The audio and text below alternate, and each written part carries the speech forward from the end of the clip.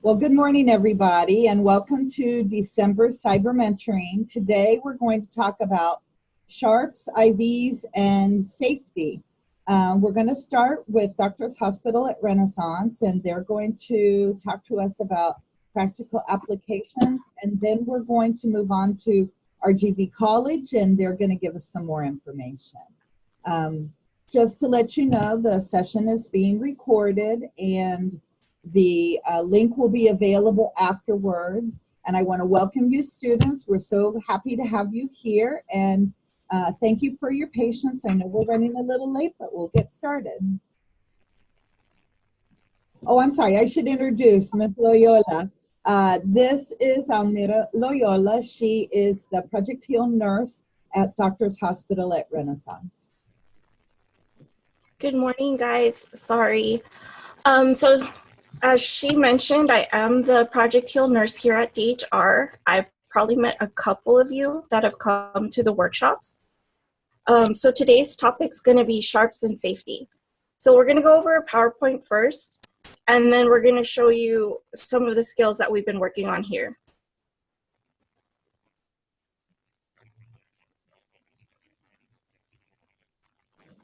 Just a reminder, students, if you have any questions, there is the chat feature. You can put your questions there, and I will let Ms. Loyola know what any questions that you have. Okay. So today's topic's sharps and safety. So first off, what are sharps? It's basically any object that could cause wound or punctures to the personnel handling them. And what does that lead to? It's basically exposure. A needle stick injury can expose people to different infectious diseases, such as HIV, hepatitis B, and hepatitis C. And what happens after? Who's at risk? It's basically everyone. Everyone's at risk, especially RNs. Why? Because if you can see in the picture that we have there, nurses come into contact with so many different kinds of sharps.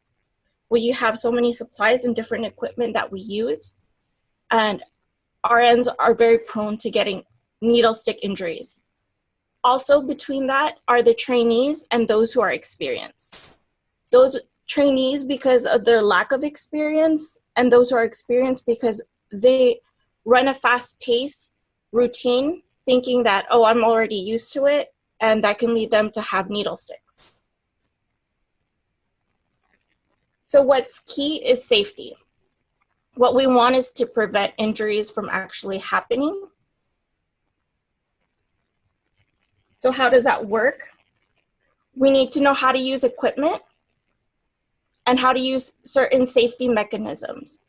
Each sharp has a safety mechanism to it. Once used, the safety mechanism should be used also, and then afterwards disposed in a sharps container. We have a sharps container. The picture is there. They're puncture proof and leak proof. And what we want to do, or our responsibility, is to make sure it doesn't overfill. We don't try sticking anything in. We just dump the sharps inside, and they should just fall in. So it does still happen with even the training and teachings. Exposure happens. So what does one need to do? They need to wash the area with soap and water. They have to collect the source of stick, like the needle or the lancet or any sharp. If splashed with any fluids, they need to wash it out with water for about 15 minutes, or they need to irrigate ice with water or saline. If you have any contaminated clothing, you need to remove it. This also needs to be reported right away to your supervisor and to employee health so that they can fill out a form. And then they have to go through a series of tests and post-exposure evaluation. This is an example, just 2 of the pages of a packet that has to be filled out once an injury report occurs. So it's not any fun for anybody. Post-exposure, they have to give prophylaxis just in case. And follow-ups have to occur afterwards too. There's series within weeks and months. What else nurses use are called personal protective equipment, which is PPE. It's specialized clothing or equipment worn by an employee for protection against infectious materials. It has to be removed before leaving an area once gowned on. Examples of PPE that we have are gloves, gowns, face mask, eye protection, mouthpieces, and resuscitation devices.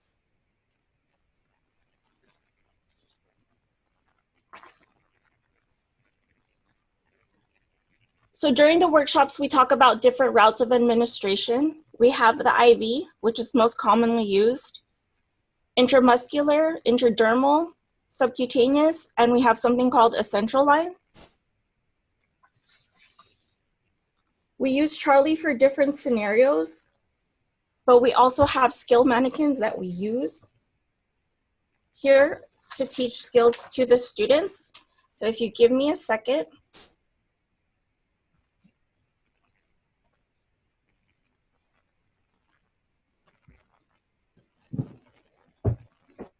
And we're just gonna switch here.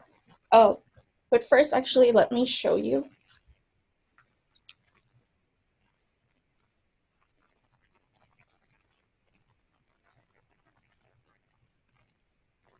Okay.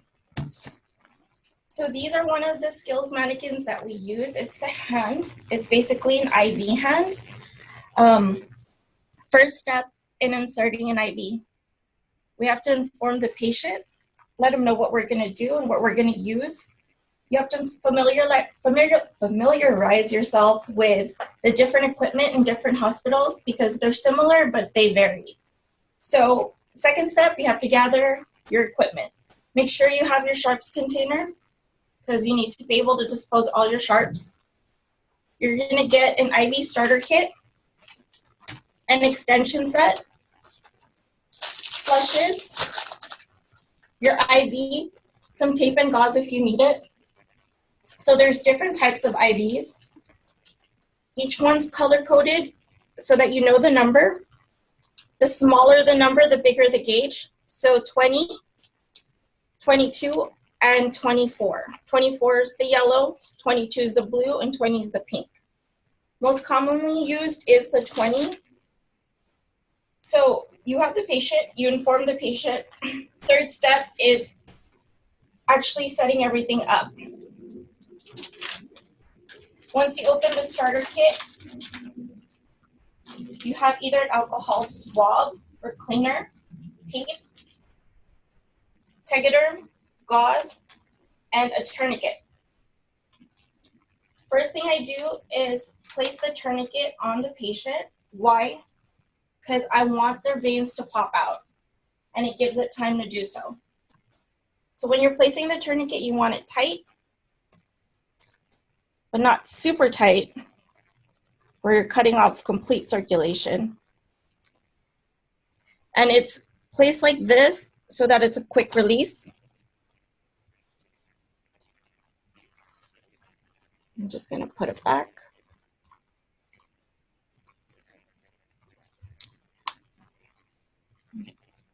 So when you have it like that, next step, cleaning it. I clean all the areas. So just in case you need to move on to a different vein, you can.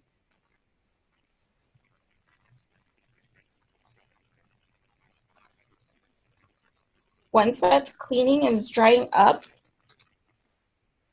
I prep my extension set with the saline flush.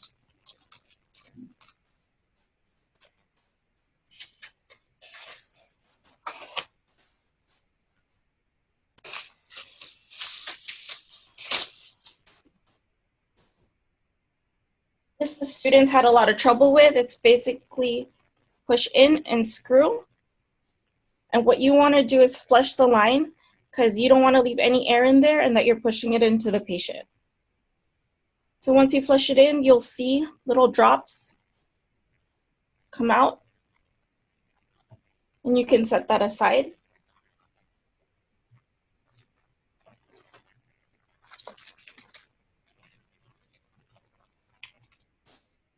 You're going to take your IV, look for which vein you want to insert it in. You have to hold the grip, pull at the cap to open, because if you don't, it's going to end up stabbing you. You look for the bevel. Bevel's the pointed one up, and you use your index finger to push forward and back. You should mainly be pushing forward, but so that you can see, if I do push forward, it's just the catheter moving in.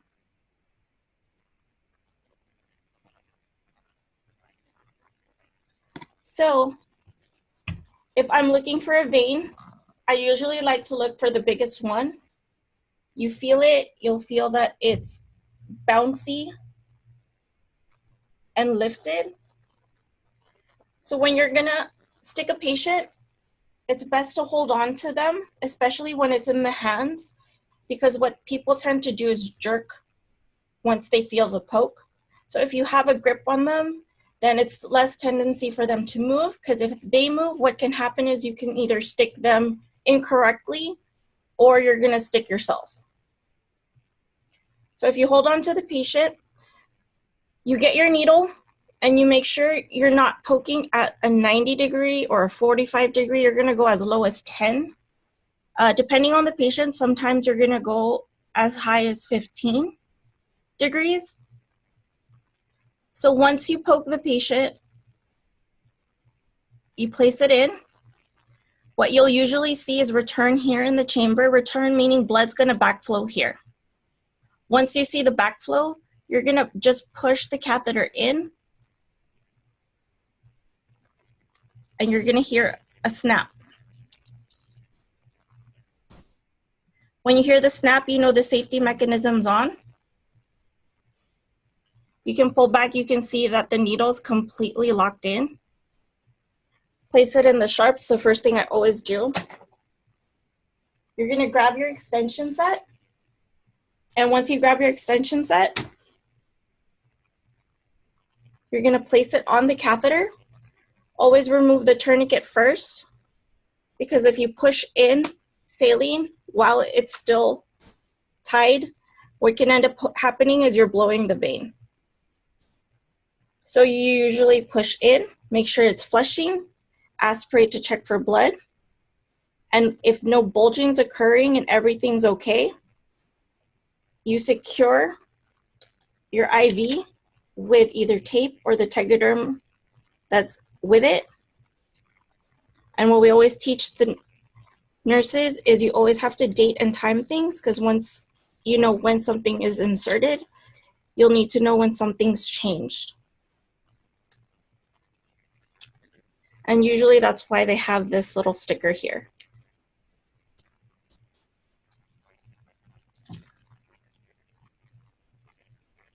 IVs are changed every 4 days, and that's to help prevent infection.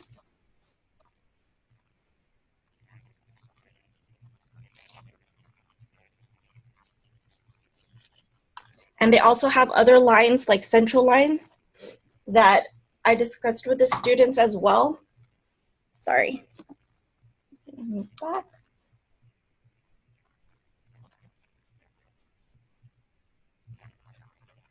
So central lines are also what students use. We don't insert them, but we help assist in inserting them with the physicians. Usually surgeons do it, or primary physicians. And what can be involved in that is scalpels, sutures, like as if you were sewing a needle, and other equipment. So it's our responsibility to remind the physicians to actually throw it in the sharps container and not leave it. Because what can end up happening is if they leave it, someone doesn't notice, because there's also towels there. Someone can get poked, and then you have to go through the whole process. Does anybody have any questions? Students, do you have any questions? That was a great demonstration. Thank you, Nurse Loyola. Any questions from your students? There's a chat feature, or you can unmute and just ask the question.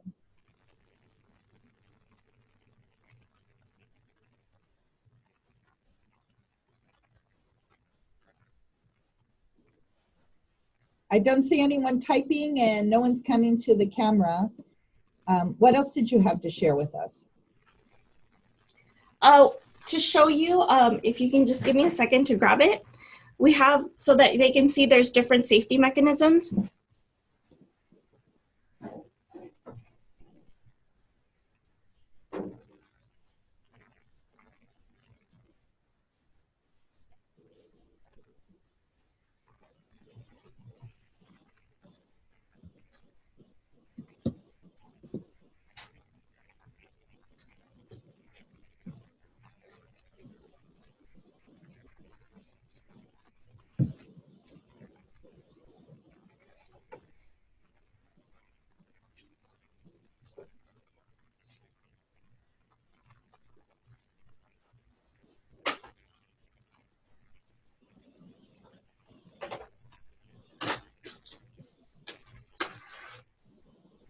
So that they can see.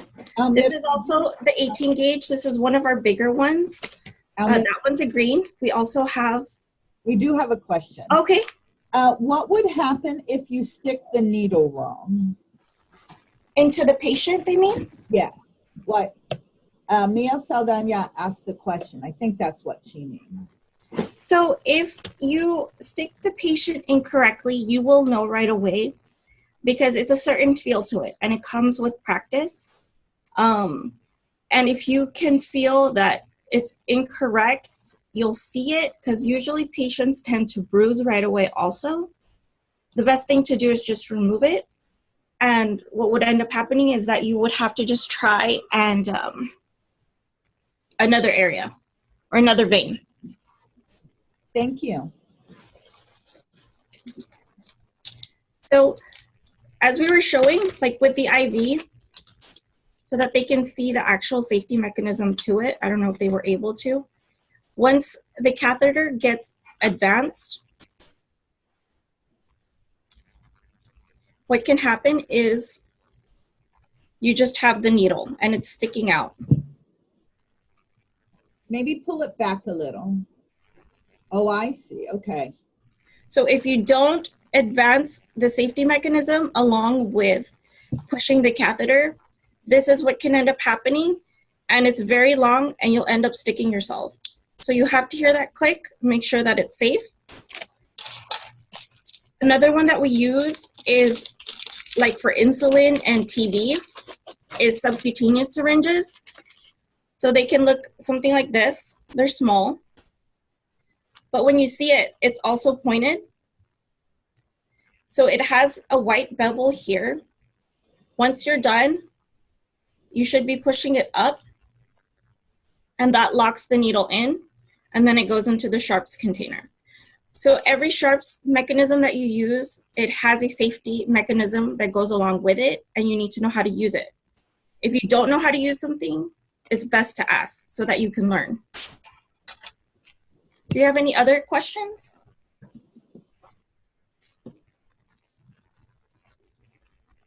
Ms. Molina's class, I've unmuted it, so if you have a question, you can just say it out loud. Anybody? No, there are no further questions. Thank you, Ms. Molina. You're welcome.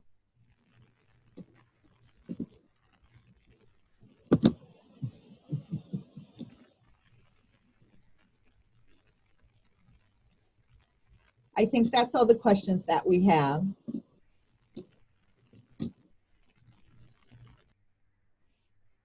Guys.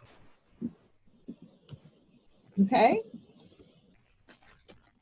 Thank you, Ms. Loyola. We appreciate you showing us all the safety features of the sharps. Did you have anything else to share with us? No, when they come, they can all come and try how to do sharps when they come to the workshop. That's great. Thank you very much. You're welcome.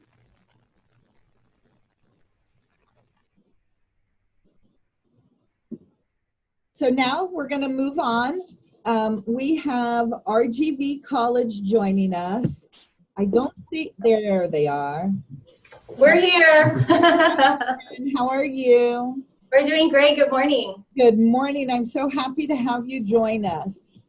Students, we have RGV College and some of the instructors there who are going to continue the discussion on sharps, IVs, and safety. So, Lisanne, I'll let you introduce your colleagues. Sure. Really quickly, I just wanted to ask, how much time do we have? I would say about 25 minutes. Okay.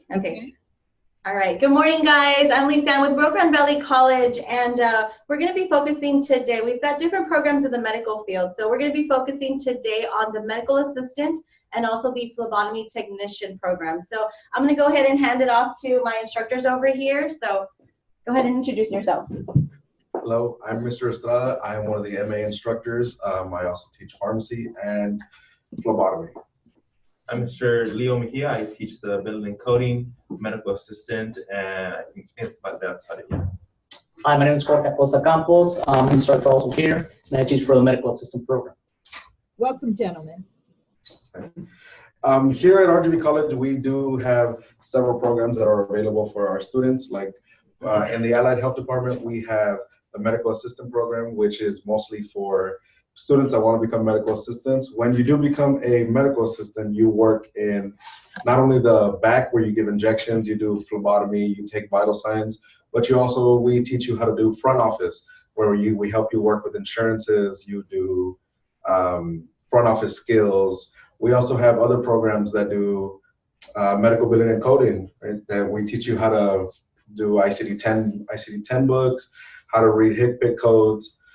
We also do several other programs like our pharmacy tech program, our phlebotomy, where we teach you how to use all of this equipment. Okay. Collaboration with PSA. Oh yeah. When we do collaborate with PSJA, we have you guys come usually after your school hours, and you usually work with me and you, and we teach you how to use, mostly right now it's the phlebotomy program, and on that one it is about a year and 3 months. Yeah, it's a year and 3 month long program, but you're only here for about 2 hours after school, so it really isn't as long as it sounds. And we break down the different barriers that we have to go through when you are getting to know your different phlebotomies. What else? With that one, we teach you, when we first start off, we teach you how to draw blood from different patients. Now, we don't start you off right away with a person, right? We start you off with mannequins so that you do get the feel of how it is to inject somebody. But once you do get the feel of that, we start working with each other. That way, you know exactly what it is to actually poke a person. And it's not just one another. We try to get different people from throughout the campus so that you can deal with people of different age groups, different skin types, different skin densities, so that you can get a vast different diversity when you have poked different students and employees. Some of the equipment you'll be using, most of the equipment you'll be using are the different vacuum containers. Right here we have gold top vacuum containers. Let me show you one. We have gold and tiger top. These two are both serum separating tubes. Right? As you can see here, they have a little gel in the bottom, on the bottom of the tubes, that when it is filled with blood and it is spinned in a centrifuge, this gel separates the cells from the plasma, and they get the plasma from the top, and you can run all sort of tests. You can run all sort of tests on these. We also have these light blue test tubes. As you can see, there's a little fluid in here, and this one is so that it does not coagulate. This one you have to invert every maybe 2 to 8 times after you put blood in here, so that the blood doesn't clot. That way you can save it for about up to 3 days, and you can run tests on it. This gray one has, it's called a gray top, has a powder in here that basically keeps your blood alive. It doesn't clot. It usually stays fluid, but it keeps it alive for up to 3 days also, so that you can run tests a little later.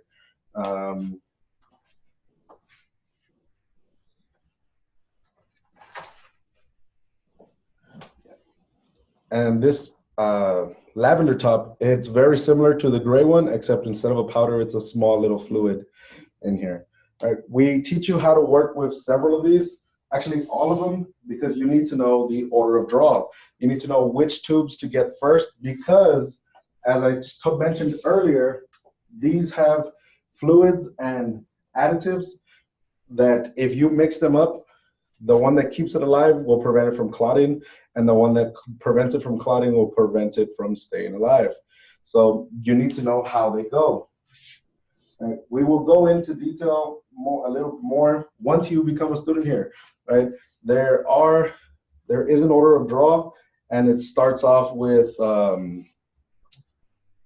their gold tubes, and then you do the light blues, the tiger tops, and the gray, and so on.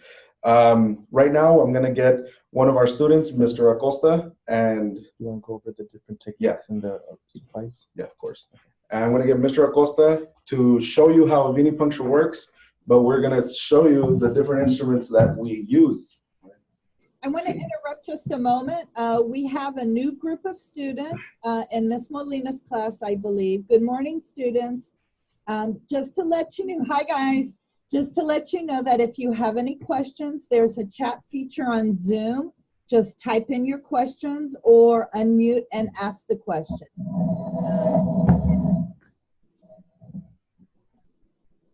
We're good? Okay. All right.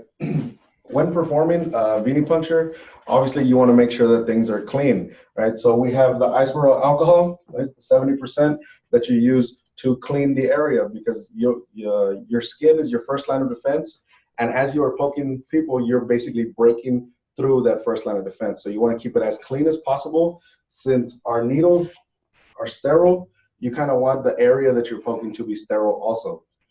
Speaking of these needles, these are double-sided needles. I'm going to open one.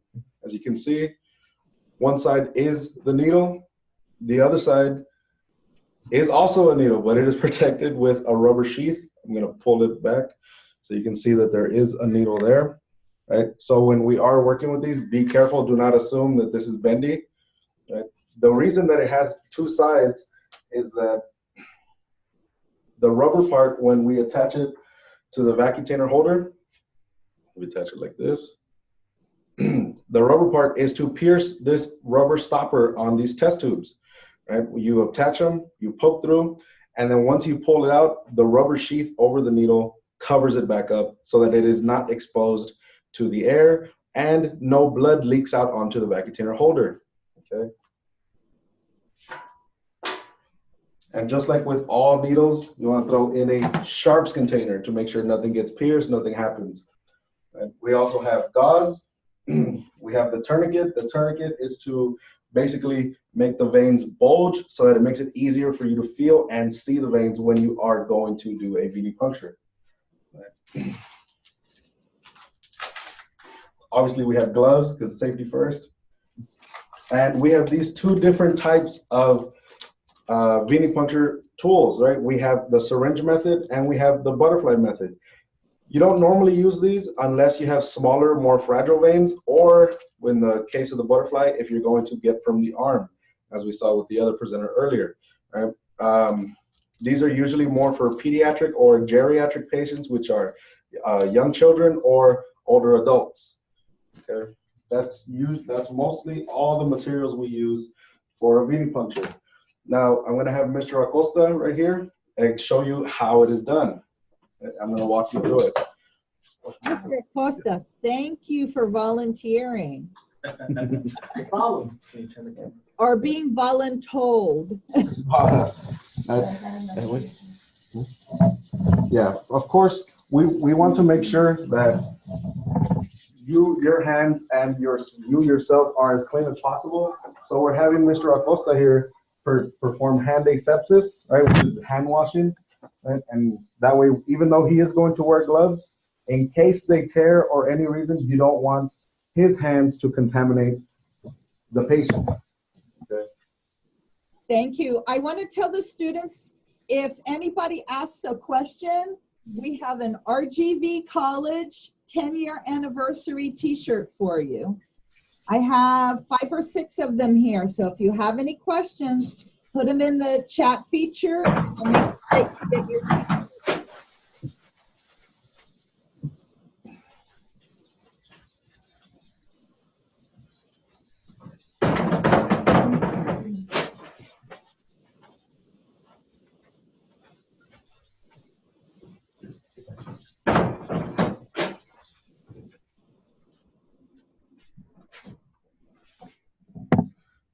Okay, so right now he's going to be putting on his gloves, right? That way we make sure that everything is clean.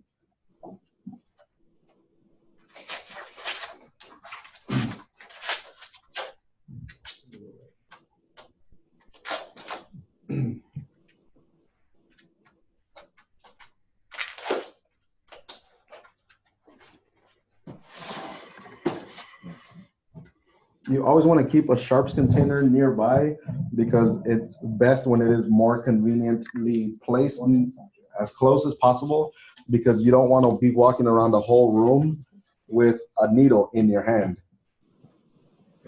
As you can see now, he is trying to feel out for his veins.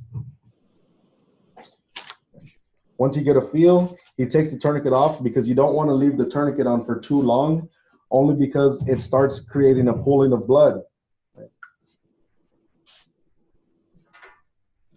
Right now he's preparing all of his equipment.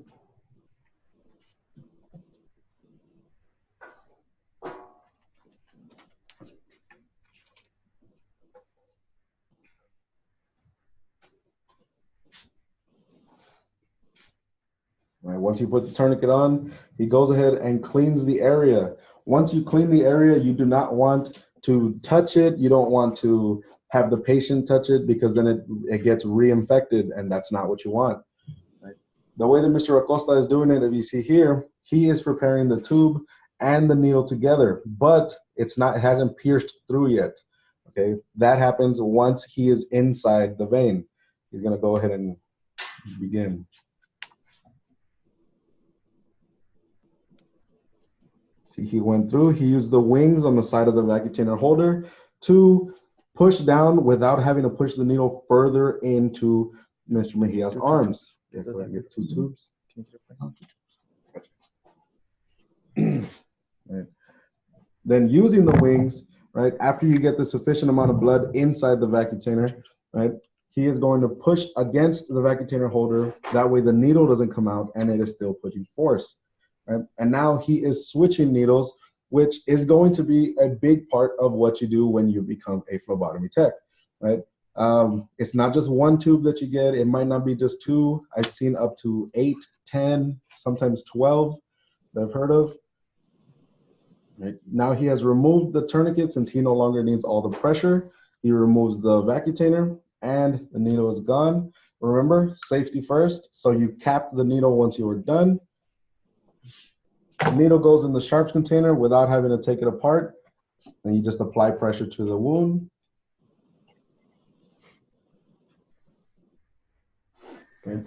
And he just applies pressure while he gets a Band-Aid, and he'll be set to go. That's okay. Over there. As you can see, there's not much to it, right? It's just having the confidence of how you do it, getting everything ready, being prepared, and getting the job done. It's pretty straightforward. Do you want to add anything to it? Yeah. Does anybody have any questions? I don't see any questions typed in. I can unmute the classes. Do you have any questions? And if the blood is infected, the whole test is failed. What? Oh. What is it? I already unmuted you, Ms. Molina. Yeah. Oh, Does any students have any questions? yes. I I have Chris Villasana here, and he's asking what happens if the nurse themselves get stuck with the needle. If they do get stuck, which we go through all the steps and procedures so that you don't get stuck, but of course life happens, right? Things happen. If that does happen, right, we need to file an incident report right away, right, just to make sure that nothing has happened. We do confidential tests of both the patient and the employee so that we know, yeah, so we can confirm whether or not any communicable diseases were passed, right? Because that's the first fear you get right away. If you get poked, you think, oh no, I just have everything that this person has ever had, even though that you may be lucky and they've never had any sort of disease.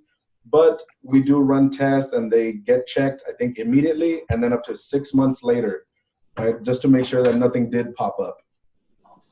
Was that good? Yes. Yes, thank you. And Any other questions? Yes. if the blood gets infected, the whole test fails. Can you say it a little louder? He's asking if the blood gets infected, does the whole test fail?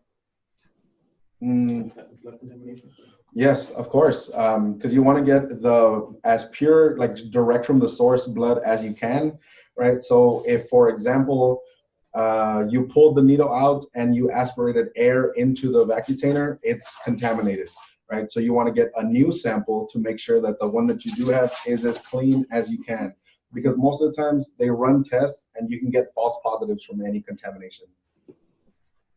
Okay, thank you. No problem. Any other questions? Nope. Ms. Molina, make sure that I get the names of the students who asked the questions because I have t-shirts for them. It is the RGV College 10th anniversary shirt. So we want to make sure that the students who came forward and asked questions get one of those. How long does it take to do it? To do it? To be back? How long does it take to become a phlebotomist? A year and 3 months. The program itself for phlebotomy, the program itself for phlebotomy is 17 weeks. As of right now, guys, we don't offer it as a standalone for the community, but we are partnering up with high schools. So, Ms. Melina, which high school are you from? The Academy of Health Science Professions in STEM. Okay. All right. So we do offer it. I know right now we have a partnership with PSJ ISD, and they are doing the CNA and phlebotomy technician program in the spring. So they are going to be coming to our school 9th period. It's actually going to be from 4 to 6, and it's going to be for the remaining of the year. So they'll be getting their phlebotomy technician certification. So we do offer it to high school students with the partnership with them as well. So, you know, hopefully in the future, maybe it's something that we can offer for you. But if we do partner up, definitely talk to your counselors. That way they can make those arrangements and put you in the cohort. I have a question then. So what different certificate programs do you have that phlebotomy is a part of? Just DNA, just the one. So we do have the medical assistant program. It does offer the phlebotomy in it, where they're going to be drawing blood, and also the phlebotomy technician. Now the LVN, it does, you know, you are going to be dealing with more of the IVs, but it's not necessarily focusing on phlebotomy like the gentleman, like the instructors did today. They would have to know sharps and IV insertion and all the safety procedures for those other programs. Yes, ma'am. We have a couple more questions. Sure. We have a question from Jose Piñon, and he asks, phlebotomy, in the phlebotomy program, like what type of courses do you take? In the phlebotomy program, that is the whole course, right? If it's only phlebotomy, the whole course is based on phlebotomy. So we do a good amount of yeah, we have you take a little bit of med term. We have you go through AMP. You do physiology, pathophysiology. We also help you out when we do your career basics, right? It kind of helps you prepare for the other part, basically afterwards. Once you finish your program, it helps you like prepare prepare your resumes and do your interview. We do intro to phlebotomy, so we start showing you all the introduction methods, like we break down each little thing like we did real briefly here. Then we start going through the different venipuncture collections, right? I show you what each tube actually holds, how to get the blood out of the patient, and the different methods of doing it. We start talking about arterial blood and non-blood collection, basically like things, other bodily fluids that are not blood, like urine and buccal swabs, nasal swabs. There's different kinds, right, that we can run strep, different flu tests, and then we review. And then the biggest part is where we sit, well, not where we sit down, but where we all get together and practice on other students, right? The phlebotomy, the clinical part. They have to do, I think, a total of 100 sticks, but you have different methods. So you do about 33 different pokes. Some of them are regular venipuncture, like the one we showed you. The other ones are the butterfly method, right? And then the syringe method. So that's the whole course just broken down really quickly. Thank you. And also, I have another question from Natalia Alvarado. And what are the requirements to get into the program? You want to take that one this time? I can take that one. I know, like I had mentioned earlier before, we don't offer it as a standalone as of right now. But if we eventually in the future do come in and offer it as a standalone program to the community, that you would need your high school diploma. I know with the high schools, we are allowing the students to start, while they're juniors and seniors. So if we do have that partnership with your district, then you'll be able to start working and start training on the phlebotomy technician while you're in high school. But one of the main requirements, of course, you do have to have your high school diploma, unless we do have that partnership with the high schools. If they want to go to the MA, they can do that also. Right. So the same thing with your medical assistant program, like Mr. Estrada had mentioned, you do have to have your high school diploma if you're wanting to register and enroll into that program. It's only about an 8-month course. And with that one, we do also offer it with high schools as well. And usually our students start juniors or senior year. So if you are interested, guys, go talk to your counselors, let them know as well. That way, they can kind of guide you through the process, and hopefully we can get you in the cohort, and that way you can get started. Okay, thank you. Thank you very much. I want to thank RGV College and Doctors Hospital at Redmond for joining us today and teaching us about sharps and sharp safety and IV insertion. I also want to thank students for joining us. Once a month we have these cyber mentoring sessions. If you have any ideas, make sure you talk to your teacher, talk to your director, and send them in. We'd be more than happy to explore any ideas you have.